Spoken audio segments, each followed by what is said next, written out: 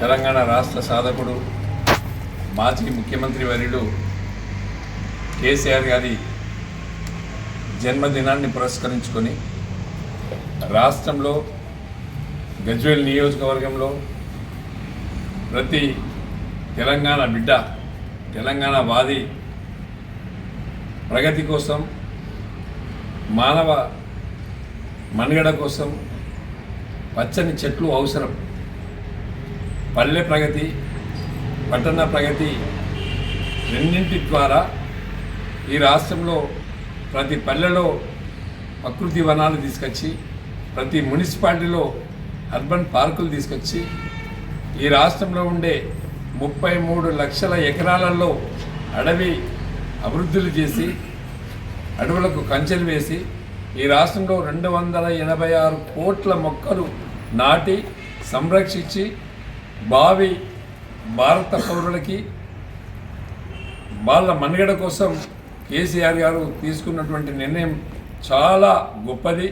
మానవతా దృక్పథంతో భారతం కోసం భవిష్యత్తులో మానవ మనుగడ కోసం ఏర్పాటు చేసినటువంటి కార్యక్రమం అమోఘం.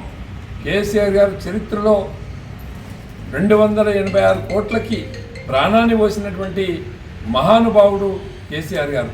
నిజంగా చెప్పాలంటే దేశంలో ఏ నాయకుడు కూడా ఇలాంటి ఆలోచన ఉండదు. మరి తెలంగాణ ఇలా గ్రీనరీలో తీసుకుంటే దాదాపు 8% భారతదేశంలోనే అగ్రస్థానంలో తెలంగాణ రాష్ట్రం ఉంది. అంటే ఈ ప్రకృతి పరంగా తీసుకున్నా మానవ పరంగా తీసుకున్నా కూడా ఇది మానవ మనుగడకి చాలా అవసరం.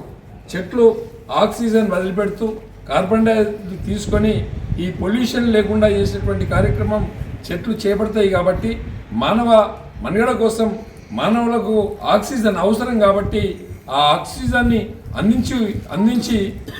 అందించాలంటే మానవుడు ముందుకు సాగాలంటే ఆరోగ్యంగా ఉండాలంటే చెట్లు చాలా అవసరమైనటువంటి ఆలోచనతోని గౌరవ మాజీ ముఖ్యమంత్రి కేసీఆర్ గారు ఏర్పాటు చేసినటువంటి కార్యక్రమం చాలా గొప్పది.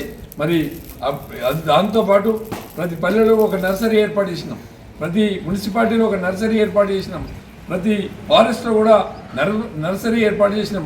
దాంతోపాటు వ్యవసాయ రంగానికి కూడా అనుకూలంగా ఉండే విధంగా, పొల్యూషన్ లేకుండా ఉండే విధంగా, వాతావరణంలో మార్పులు వచ్చే విధంగా మరి అదే దాంతోపాటు ఇది మన ఫామ్ కల్చర్ కూడా తీసుకొచ్చి మరి ఈ ఫామ్ కల్చర్ వల్ల కూడా గ్రీనరీ పెరిగి చాలా ఆరోగ్యంగా ఉండేదానికి కేసీఆర్ గారు తీసుకున్నారు. మరి రేపు 17వ తారీఖు నాడు కేసీఆర్ గారి జన్మదిన వేడుకల సందర్భంగా గజ్వేల్ నియోజకవర్గంలో ప్రతి గ్రామంలో కూడా మొక్కలు నాటే కార్యక్రమాన్ని ఏర్పాటు చేస్తాం.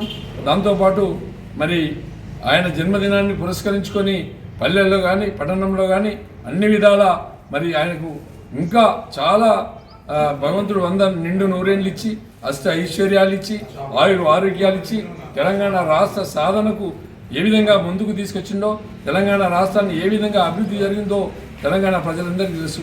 గత సంవత్సర కాలంగా చూస్తున్నాం, కాంగ్రెస్ పార్టీ అధికారంలోకి వచ్చింది. ఇలా పల్లె ప్రకృతి వనాలు మాడిపోతున్నాయి, పట్టణ ప్రకృతి వనాలు ఎండిపోతున్నాయి. అయినా నీళ్లు పెట్టేవాడు దిక్కు లేకుండా పోయిండు. పల్లెలు వెలవెలబోతూ ఉన్నాయి, పట్టణాలు వెలవెలబోతూ ఉన్నాయి. గ్రీనరీ అరగంటిపోయే కార్యక్రమం ఉంది.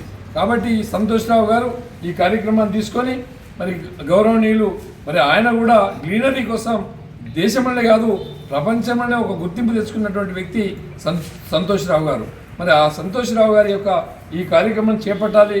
మరి కేసీఆర్ గారు పెద్ద ఆయన జన్మదిన సందర్భంగా మంచి కార్యక్రమాలు ఇచ్చి వృక్షార్చన అనే కార్యక్రమాన్ని తీసుకొచ్చి మరి ప్రతి వ్యక్తి కూడా చెట్టు నాటాలన్నటువంటి ఆలోచన తీసుకురావడం చాలా అద్భుతం.